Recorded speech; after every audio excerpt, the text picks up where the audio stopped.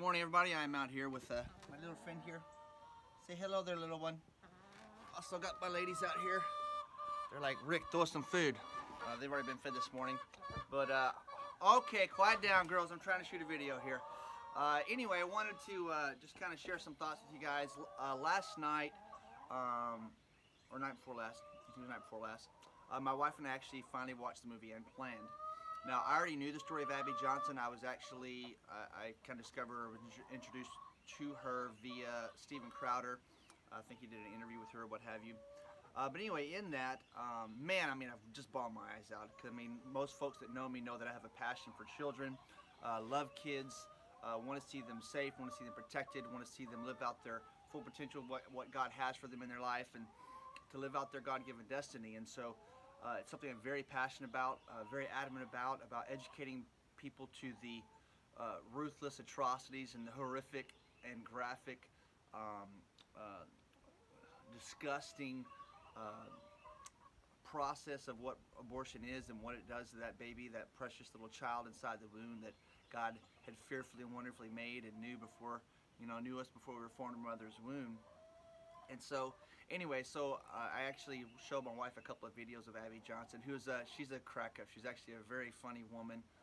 What an incredible story and a testimony to see a woman who used to be the director of a Planned Parenthood clinic, who finally had the blinders taken off to see the realities of what was going on and how. Watch the movie. It's very good. It's very informative. I think it's pretty true to the story. And so anyway, any videos you can watch of Abby Johnson, she's puts on a great talk. She's really good, very funny woman. Got a great sense of humor, but she's also, she lets folks know that she was, part in and took part in the death of over 20,000 children in Texas, and so she got pretty high up in the Planned Parenthood world, and but thank God, I said thank God. Her eyes were finally opened, and and she came from a pro-life family. I've got Christian friends that defend Planned Parenthood. They defend, well, they're about birth control and they're about slowing down abortions and stopping abortions, and it's just not true. It's just all lies. And when you actually talk to people who used to either be with Planned Parenthood, Abby Johnson's foundation, I think it's called And Then There Were None. They've had over 60. Oh, my dog's about to jump on the coop. Obi, no, sir. he collects eggs, but occasionally eats some too. So, sorry for the interruption. I don't want him. We're trying to sell all these eggs. We've got a waiting list now for people that want eggs. Sorry about that. Side note. Back to the subject matter. So Abby Johnson's foundation. Then There Were None. They've had over 60. People leave Planned Parenthood, and 8 of them being the actual abortion doctors. And I knew about Dr. Anthony Levantino, I believe, if I don't butcher his last name. I went through the roof in excitement because he actually played a role. He played a part in the movie, and I was like, oh my gosh, I know who that is. And I've seen his testimony, which is gripping. Oh my gosh, I mean, to try to not even. Oof, getting emotional about it right now, and just hearing him go in detail what a DNI abortion or what is it, second trimester abortion. Just he goes in detail of the realities of what it is, of pulling out bits and pieces of a child and then having to take inventory to make sure all the parts are there, so that this precious gift of God woman or teenager doesn't get infected, but Planned Parenthood never ever wants you to know about the depression, about the emergencies, about the botched abortions. They don't ever want you to know about that. They just want to know, oh, women's reproductive rights. And to me that's such an oxymoronic statement, because it's not reproducing. You're eliminating the product of reproduction. And so, call it what it is. It's murder through the eyes of convenience. And so, and I had a friend, one of my Northwest buddies, recently came to me. He's like, well, what about rape and incest and so on and so forth? I'm like, Great, fine. You say I'm not a person of compromise? Let's start there. Let's start there. So let's eliminate every single abortion that isn't rape or incest. And what will be left? Like 1%? Maybe 2%? No, then what's going to happen is then all of a sudden now everyone's being raped and everyone's, you know, got knocked up by a family member through incest because they want their abortion. Planned Parenthood wants abortion because it's a money-making thing. You know, with Project Veritas exposing them about selling baby parts. You know, it's a sick place. It's a sick world. And the sad part is there's blind Christians, blind people who buy into the lies of Planned Parenthood and the Democrat Party and the left. And it's a sad state of affairs that people buy into that. And so anyway, I encourage you, go watch the movie, check it out. You know, and this video is shot in the midst of the coronavirus and all this is going on, and that I can go into further detail with that. But I just want to hit this morning.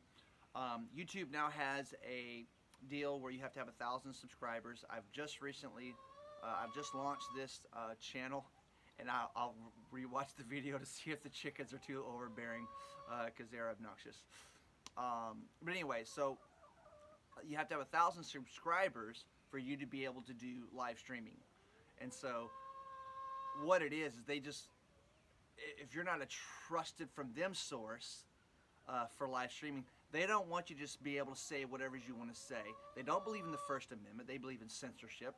They've been shutting down people and shutting down videos that buck the system or go against what mainstream media says, or because the World Health Organization is apparently the authority on all things for my health and others like me. And so it's just a degree of censorship that they're doing.